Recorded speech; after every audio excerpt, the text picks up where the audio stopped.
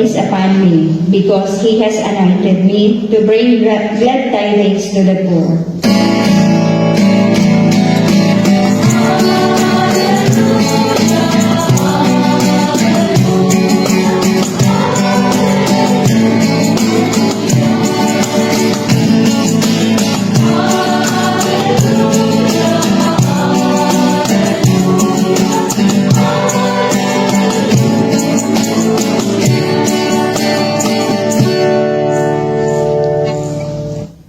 The Lord be with you. And with your spirit. A reading from the Holy Gospel according to Matthew.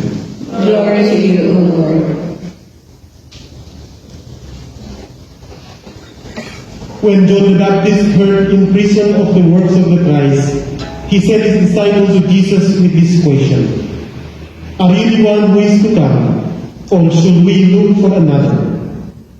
Jesus said to them in reply, Go and tell John what you hear and see. The blind regain their sight, the lame walk, lepers are cleansed, the deaf hear, the dead are raised, and the poor have the good news proclaimed to them. And blessed is the one who takes no offense at me. As they were going off, Jesus began to speak to the crowd about John. What did you go out to the desert to see? A reed swayed by the wind. Then what did you go out to see? Someone dressed in fine clothing. Those who wear fine clothing are in royal palaces. Then why did you go out? To see a prophet? Yes, I tell you, and more than a prophet. This is the one about whom it is written, Behold, I am sending my messenger ahead of you. He will prepare your way before you. Amen, I say to you, among those born of women, there has been none greater than John the Baptist. Yet, at least in the kingdom of heaven, is greater than he. The Gospel of the Lord. Praise to you, Lord Jesus Christ.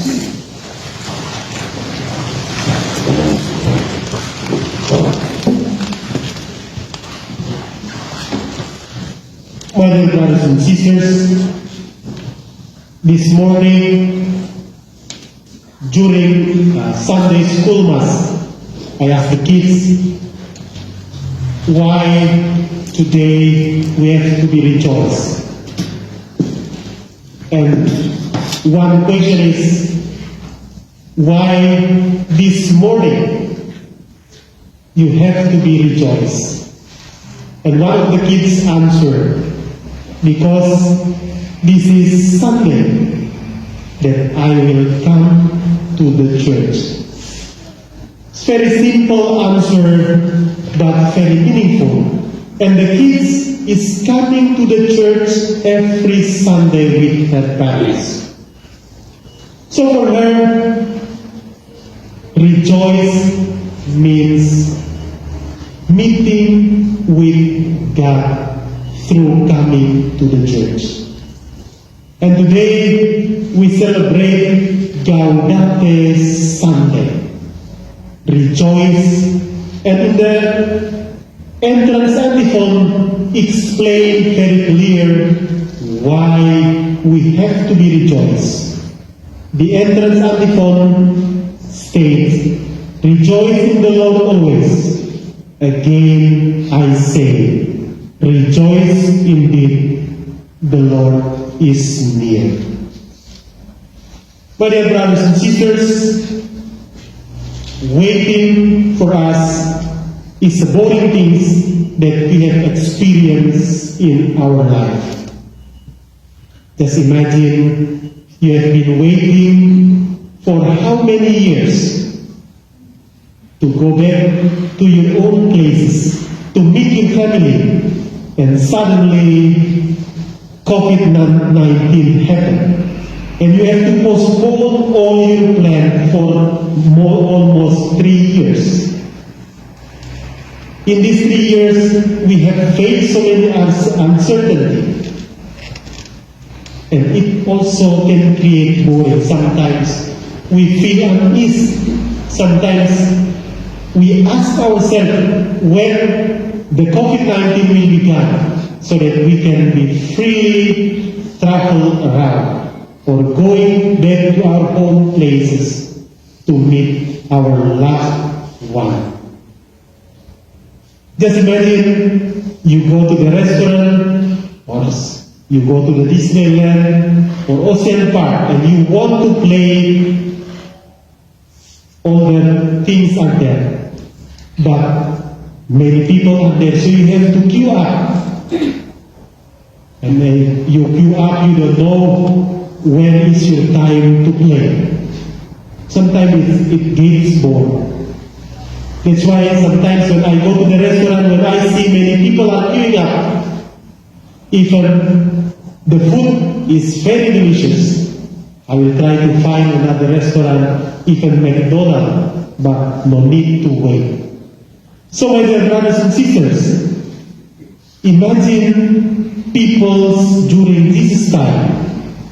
They are waiting for the Messiah to come, but they are not sure when he will come.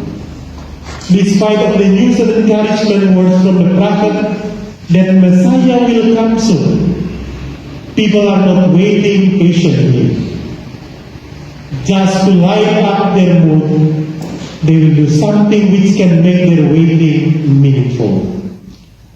In our expectation of showing the impact in our lives of the coming of the Lord, those who are waiting for it to be offered may have something for us to reflect on. Expecting something can be very tiring. With all difficulties in the world, we can easily wonder if the coming of Christ Jesus has had much impact to us. The church understands our weariness. That is why today it offers us encouragement by naming the third Sunday of Advent Gaudete Sunday. Rejoice Sunday, which Gaudete means rejoice. And our readings today reminds us that why we need to be rejoiced. In our first reading today, in the time of expectation, a time of awaiting, the church reminds us to wait. Wait patiently with hope, faith, and love.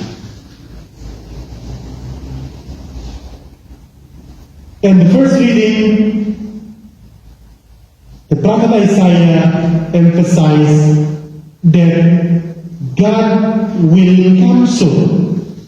And so we need to prepare ourselves to welcome Him. And He explained it explicitly with the beautiful one. The desert and the parched land will exult. The steppe will rejoice and bloom. They will bloom with abundant flowers and rejoice with joyful song. The glory of Lebanon will be given to them, the splendor of Carmel and Sharon. They will see the glory of the Lord. And why they have to be rejoiced? Because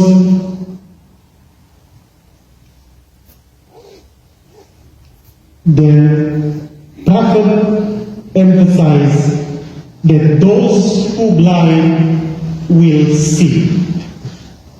All the things that cannot be happened, it happened because the Lord is coming. And the second reading of today is Apostle James captures this mood nicely when he tells us that no farmer waits while waiting for his planted crops to yield fruits, but patiently and expectantly wait for the harvest. So we too suppose to set our hearts on the Messiah whose coming is nigh. Living in a world where pessimism seemingly rules as an occasion by many hardships. we may tend to conclude that there is no reason to rejoice and to be glad. My dear brothers and sisters, today is Gaudete Sunday.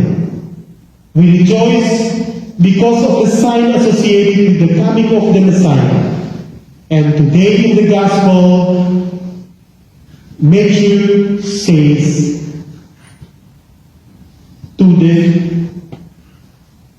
Jesus answered to John the Baptist's disciples, the dead arise to life, the lame walk, the lepers are cleansed. And in our Gospel, Matthew goes further and challenges today to reflect on what are we really expecting at Christmas. Are we awaiting the Lord's coming, or we are awaiting for someone else to come? The words Jesus saying in the Gospel today should be our reflection in our daily life. Why did you go out? To see a prophet? Yes, I tell you, and more than a prophet. This is the one way before you. Who is the Jesus you are expecting? And how are you ready to follow the way He is preparing for you? How is the path you are walking with Jesus impacting you? And how you relate to others in real concrete ways that they can recognize. My dear brothers and sisters, as the Church is encouraging us with this Gaudete Sunday, we are called to show to others the impact of our experience with the Lord. The ways that our lives reflect the gospel message speak volumes to the world about the ways the Lord is here now in our lives. Jesus is coming. He is already here. He is among us in the community that we are gathered together. Jesus is here when the reading is read. Jesus is here when we celebrate the Eucharist. Jesus is always with us because He is the Emmanuel. He is with us until the end of time. So, my dear brothers and sisters, in today's celebration, the Gaudete Sunday, the Church once again invite you and me to rejoice because the Lord's coming is imminent. He will come to judge us according to our good deeds. So in preparing ourselves to welcome Jesus, we need to prepare our hearts so that when Christmas is coming, our hearts become the temple that welcomes Him. Our hearts become the manger that welcomes Jesus in our daily life. So, my dear brothers and sisters, today in this Gaudete Sunday, the Rejoice Sunday, we ask ourselves, am I happy to welcome Jesus in my daily life? Or I treat Jesus just as every year. He is coming every year. We are waiting for Him every year. Nothing important. But if we reflect on it, Jesus' coming is very important for each and every one of us as Christians. His coming changes our life and our mission. And for this, we need to prepare ourselves to welcome. Thank you.